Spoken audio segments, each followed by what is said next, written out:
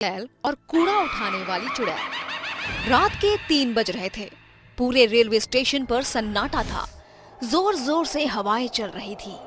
तभी railway station पर एक ट्रेन आकर रुकती है, जिसमें पैसेंजर अंदर बैठे होते हैं, लेकिन कोई भी आदमी उस ट्रेन से बाहर नहीं उतरता। सभी लोग अपनी खिड़कियां बंद कर लेते हैं कि तभी अंदर से एक औरत अपने पति से कहती है, सुनिए जी, इस स्टेशन पर कोई उतर नहीं रहा। ट्रेन आगे क्यों नहीं बढ़ रही और सबने अपनी खिड़कियां क्यों बंद कर ली? कितनी गर्मी हो रही है, ऐसे तो मेरा दम घुट जाएगा। उसकी बात सुनकर तभी एक बूढ़ा आदमी कहता है, चुप करो, कुछ मत कहो। अगर अपनी और हमारी जान की सलामती चाहती हो तो भगवान के लिए चुप रहो। वो दोनों चुड़ैल बाहर ही हैं अभी। तभी उनके आगे वाले वीआईपी डब्बे में एक परिवार होता है जो नैनीताल से अपने गांव सहारनपुर जा रहा होता है। लेकिन एक राघव नाम का लड़का, मैंने पहली बार किसी स्टेशन पर इतना सन्नाटा देखा है। राघव को वहाँ एक कूड़ा उठाने वाली और एक चाय बेचने वाली के अलावा और कोई नहीं दिखता। तभी उसके पास चाय वाली औरत आती है। चाय, गरम चाय वाली, चाय गरम, चाय वाली साहब, गर्मा गर्म चाय ले लो। चाय अरे सुनो, कितने की चाय है? साहब, केवल 10 रुपए की। ऐसी चाय आपने कहीं नहीं पी होगी। राघव अपनी खिड़की से हाथ निकालकर उस औरत से चाय लेने लगता है, लेकिन वो औरत राघव का हाथ पकड़ लेती है और देखते ही देखते वो एक भयानक चुड़ैल बन जाती है। चुड़ैल, हे भगवान, ये चुड़ैल कहाँ से आ गई? बचाओ, अरे मुझे कोई बचाओ। चुड़ैल राघव का हाथ काट देती है, जिसके बाद कूड़ा उठाने वाली चुड़ैल उसकी मुंडी काटकर अपने बोरे में डाल लेती है। नहीं छोड़ूंगी, किसी को भी नहीं छोड़ूंगी, सबके सब मरेंगे। राघव के चिल्लाने की आवाज सुनकर डब्बे के सभी लोग जाग जाते हैं और ट्रेन के सभी पैसेंजर बहुत डर जाते हैं। और ट्रेन के चलने के बाद वो बूढ़ा आदमी उस औरत को बताता है, ये कुछ महीने पहले की बात है। संबलपुर गांव से 2 बहनें रीता और सीता शहर जा रही होती हैं। वो दोनों ट्रेन में बैठ जाती हैं, जिसके बाद ट्रेन चलने लगती है। तभी रीता सीता से कहती है, बहन, अगर चाचा ने हमें अपने घर में नहीं रखा तो हम इतने बड़े शहर में क्या करेंगे? हमें कुछ तो करना ही होगा, क्योंकि अब हमारे साथ हमारे माता पिता नहीं हैं जो हमारी देखभाल कर लेंगे। हमें खुद ही अपना ख्याल रखना होगा। उस स्टेशन पर एक कूड़ा उठाने वाला था और एक चाय बेचने वाला। ट्रेन के सभी पैसेंजर सो गए थे कि तभी सीता रीता से कहती है, बहन, बहुत जोरों की भूख लगी है, चलो चाय पीकर आते हैं।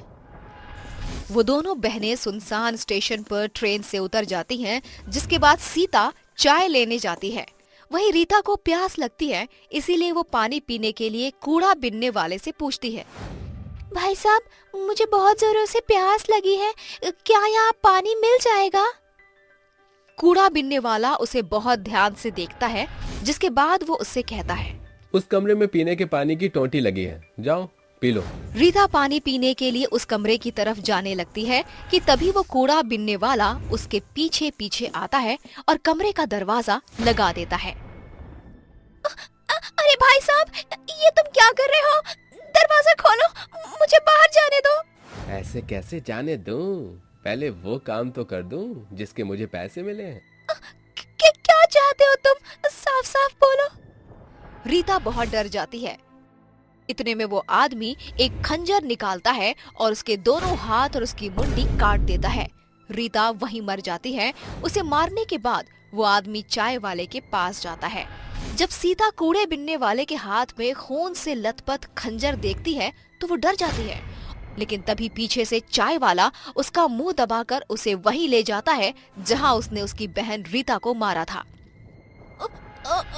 ये तुम क्या क्या कर रहे हो? तुमने मेरी बहन को मार दिया। सीता कुछ कहती, इससे पहले उस आदमी ने उसके दोनों हाथ और उसकी मुंडी काट दी। उस दिन दोनों बहनें मर जाती हैं। उनकी मौत क्यों हुई, आज तक इस बात का पता नहीं चला। सरकार ने भी उन दोनों बहनों की मौत का पता नहीं लगाया। लेकिन उस दिन के बाद वो दोनों बहनें भयानक चुड़ैल बन गईं, जिसके बाद वो रेलवे स्टेशन से उतरने वाले हर एक पैसेंजर के हाथ और उनकी मुंडी काट देती हैं। लेकिन अगर ऐसे ही रहा तो वो दोनों चुड़ैल तो कई लोगों को मार देंगी। हाँ बिटिया, मैं जानता हूँ, इसीलिए मैं संबलपुर गांव से शहर जा रहा हूँ, जहाँ वे दोनों बहनें जा रही थीं। शायद वहाँ जाकर मुझे उन दोनों बहनों की मुक्ति का कोई रास्ता मिल जाए। वो बूढ़ा आदमी शहर में उन दोनों बहनों के रिश्तेदार यानी उनके चाचा जी के घर जाता है, जहाँ उसे पता चलता है कि उसके चाचा कुछ समय पहले ही गुजर चुके हैं। तभी रीता सीता की चाची उर्मिला उस बूढ़े आदमी से कहती हैं, बाबा, मैं ज्यादा कुछ नहीं जानती, लेकिन अपने पति को हमेशा किसी बात को लेकर परेशान देखा करती थी और मरते समय उनकी जेब से ये एड्रेस मिला था मुझे, शायद आपके किसी काम आ जाए। वो बूढ़ा आदमी उस एड्रेस पर पहुंच जाता है, जहां उसे एक बहुत ही जाने माने तांत्रिक बाबा मिलते हैं, जो उस बूढ़े आदमी से कहते हैं, उन दोनों बहनों की मौत उनके चाचा नत्थू लाल ने करवाई थी। वो चाहते थे कि उनके मरने के बाद गांव की सारी जमीन वो हड़प ले, लेकिन उन दोनों बहनों की मौत के बाद वो दोनों चुड़ैल बन गईं और नत्थूलाल को रेलवे स्टेशन की कहानी पता चली तो उसे डर के मारे हार्ट अटैक आ गया। बाबा, मेरी मदद करो उन दोनों बहनों को मुक्ति दिलाने में। उन्हें मुक्ति नहीं मिली तो वो ऐसे ही सबको मारती रहेंगी। वो बूढ़ा आदमी तांत्रिक बाबा को रेलवे स्टेशन लेकर जाता है और जैसे ही रात के 3 बजते हैं, वो दोनों चुड़ैल सामने आती हैं और जोर जोर से हंसने लगती हैं। चले जाओ यहाँ से, ये रेलवे स्टेशन मेरा है, मैं सबको मार दूंगी। हम तो तुम्हें केवल यहाँ तुम्हारी मौत का कारण बताने आए थे। क्या? हमारी मौत का कारण? तांत्रिक उन दोनों को उनकी मौत का कारण बताता है, जिसे सुनकर वो दोनों रोने लगती हैं। तभी तांत्रिक बाबा उसके चाचा नाथूलाल की आत्मा को बुलाते हैं और इसके बाद नाथूलाल गिड़गिड़ाते हुए दोनों चुड़ैलों से माफी मांगता है। बिटिया, हमका माफ कर दो, हमसे बहुत बड़ी गलती हो गई। मुझे अपनी गलती का बहुत पछतावा है। जैसे मैं इस दुनिया को छोड़कर चला गया हूँ, तुम भी मुक्त हो जाओ। ये सच बात है कि अक्सर अपने ही हमें धोखा देते हैं, लेकिन अब हमारा यहाँ रहना भी ठीक नहीं है। हम दोनों मुक्ति चाहते हैं। तभी तांत्रिक बाबा उन दोनों के ऊपर पवित्र जल छिड़क देता है, जिससे वो दोनों चुड़ैलें जलने लगती हैं और उन्हें मुक्ति मिल जाती है।